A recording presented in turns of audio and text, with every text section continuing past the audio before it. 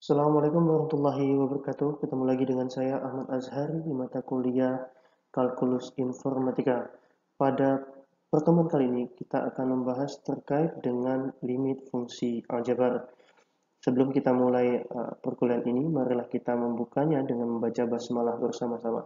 Bismillahirrahmanirrahim. Pada perkuliahan ini, nantinya mahasiswa diharapkan mempunyai pemahaman yang kuat terkait dengan konsep limit fungsi, serta dapat menyelesaikan permasalahan yang berhubungan dengan limit fungsi dan jenis-jenis limit fungsi dalam matematika. Oke, baiklah kita mulai pertama kali. Limit fungsi ya merupakan konsep dasar dalam mempelajari matematika. Limit fungsi berhubungan dengan fungsi matematika. Bilangan L disebut dengan limit fungsi, di mana limit fungsi f(x) untuk x mendekati suatu harga A itu ditulis dengan singkatan lim. Maka secara persamaan dapat dituliskan limit fungsi x atau lim f(x) di mana x mendekati A itu sama dengan L.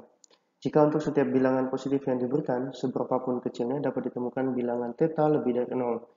Sehingga untuk semua harga x di mana 0 kurang ya, nilai mutlak antara x dikurangi A dikurangi dengan theta berlaku nilai mutlak fx min L kurang dari E atau elemen. Contoh, untuk hitungan nilai limit fungsi berikut.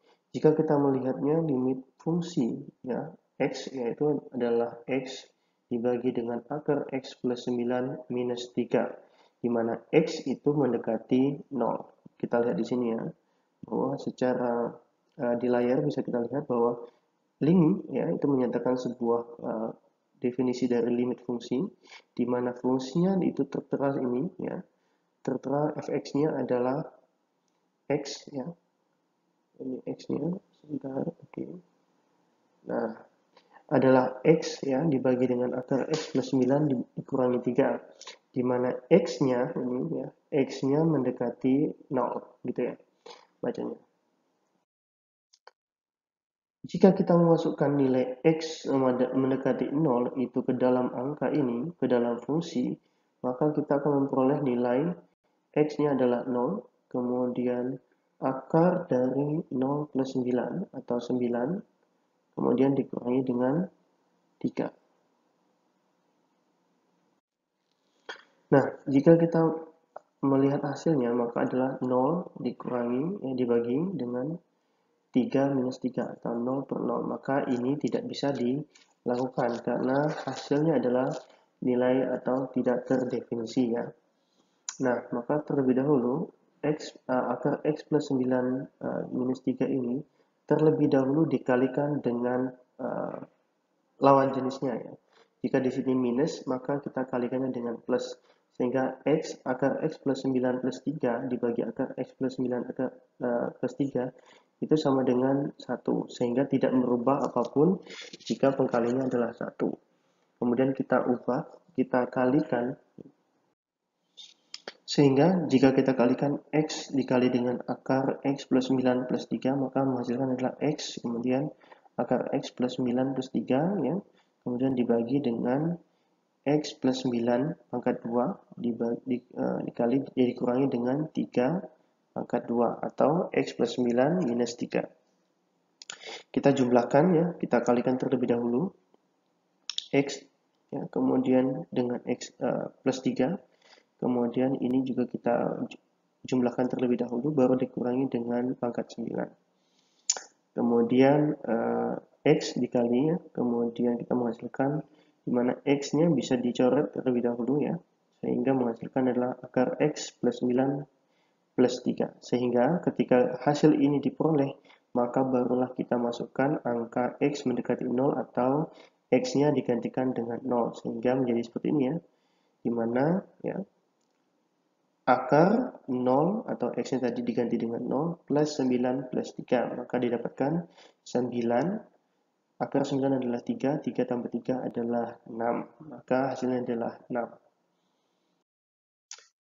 Oke, kita akan menjelaskan sedikit terkait dengan limit kiri dan limit kanan. Limit kiri yaitu adalah apabila X mendekati A didekati dari sebelah kiri dan bila harga limitnya adalah limit fungsi X di mana X ini bacanya adalah X mendekati A dari kiri atau minus ya sama dengan L. Kemudian limit kanan itu kebalikannya didekati dari sebelah kanan di mana harga limitnya adalah X mendekati A dari kanan atau A plus ya. Oke, bisa dilihat di sini, di mana A-nya adalah di sini, di garis biru ya, di garis warna biru. Kemudian X-nya berada di sebelah kirinya A, sehingga X mendekati A itu mendekati dari sebelah kiri, maka kita notasikan sebagai X mendekati A minus ya. Kemudian kalau di sini sebelah kanan, maka ini adalah limit kanan, di mana A-nya berwarna biru, ya, di mana X mendekati A dari sebelah kanannya, ya, dari sebelah kanannya menuju ke kirinya, maka kita notasikan sebagai X mendekati A dari kanan atau A plus gitu ya. Kemudian dengan limit dengan hasil tak hingga ya, limit dengan hasil tak hingga. Jika kita mendapatkan limit dengan fungsi X itu adalah didekati dari sebelah kanan, maka dia adalah positif ya, positif tak hingga. Kemudian juga kemungkinan besar ketika kita mendapatkan ya limit fungsi itu bisa mendekati jadi minus ya, minus. Oke, ini juga limit fx ya, di mana x mendekati a dari sebelah kanan bisa menjadi negatif tak hingga. Kemudian juga limit mendekati a, di mana fx-nya itu didekati dari x mendekati a, itu bisa menjadi positif tak hingga. Begitu juga dengan didekati dari sebelah kiri, itu bisa menjadi plus tak hingga sampai minus tak hingga. Tergantung pada posisinya, di mana ini juga sama, di mana limit fx, di mana x mendekati a juga bisa menjadi minus tak hingga. Jadi ada beberapa kemungkinan di mana limit akan menghasilkan hasil dengan tak hingga baik positif maupun negatif. Oke, contoh limit dari fungsi 1 per x kuadrat, di mana x didekati ya, mendekati 0 ya, sama dengan tak hingga. Kenapa? Jika kita coba nilai x itu dimasukkan dengan beberapa pun angka atau elemen dari bilangan real, maka dia akan menghasilkan nilai yang sama, baik plus maupun minus. Contoh di bawah ini di tabel, di mana kita ketika masukkan nilai angka 1 ya, baik plus maupun minus akan menghasilkan nilai 1. Kemudian plus minus 0,5 akan menghasilkan 4, 0,2 plus minusnya akan menghasilkan 25 dan seterusnya. Dan itu akan berulang sama seperti bentuknya kurva. Jadi bentuknya seperti cerminan gitu ya. Kalau lihat di tabel di kurva di sebelah ini ya, di grafik sebelah ini maka akan menghasilkan nilai yang sama. Oke, misalkan suatu konstanta dan fungsi ya dari fungsi f dan g mendekati c itu akan berlaku beberapa hukum atau aturan limit. Contohnya adalah limit fungsi ya, limit dari fungsi x di mana fungsi x itu di depannya terlebih dahulu ada konstanta a ya. Ini ada konstanta a. Kemudian x-nya mendekati dari c. Maka akan sama dengan konstanta ya, dikalikan dengan ya di titik. Kemudian dikalikan dengan limit fungsi x di mana x mendekati konstanta c. Kemudian begitu juga ketika limit itu merupakan penjumlahan fungsi x, fungsi f dengan fungsi g, ya, di mana x mendekati c, maka itu sama seperti penjumlahan antara limit fungsi x sendiri, kemudian ditambahkan dengan limit fungsi gx ya. Kemudian untuk pengkalian juga hampir sama ya, di mana limit fungsi f dan limit fungsi g itu ketika dikalikan hampir sama, di mana limit fungsi x itu akan dikalikan dengan limit fungsi g secara masing-masing.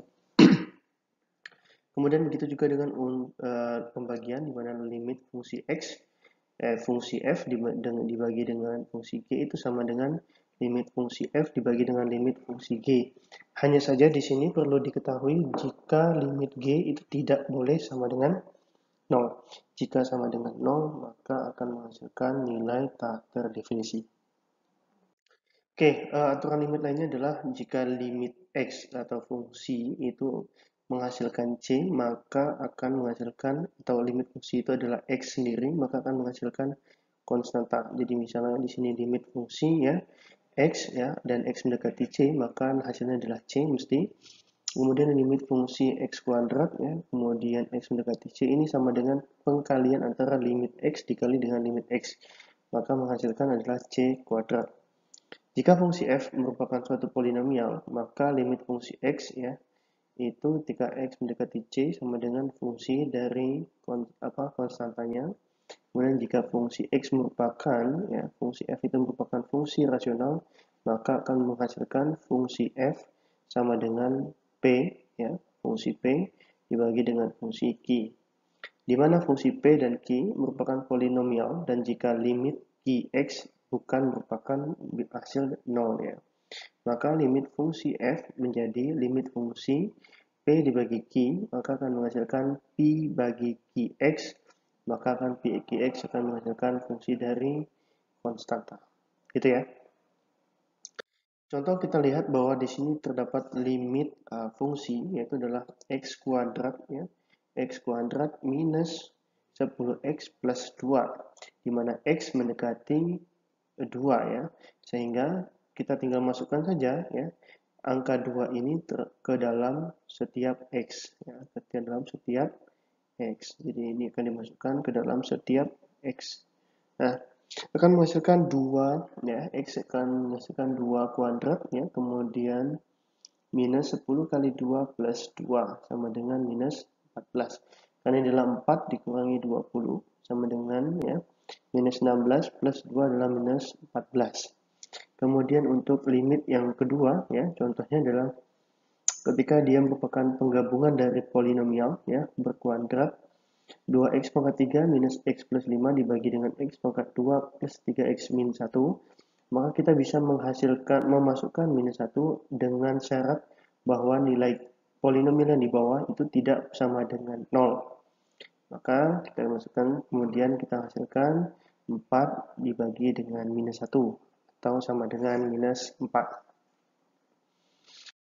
Oke, kemudian ada lagi yang namanya aturan akar, di mana andaikan kita punya n sama dengan genap, ya, dan fungsi x lebih sama dengan 0, untuk x mendekati c, maka berlaku ya, persamaan di mana limit ya, akar dari fungsi x pangkat n ya, n, maka menghasilkan adalah akar limit fungsi f ya, diakarkan n ya.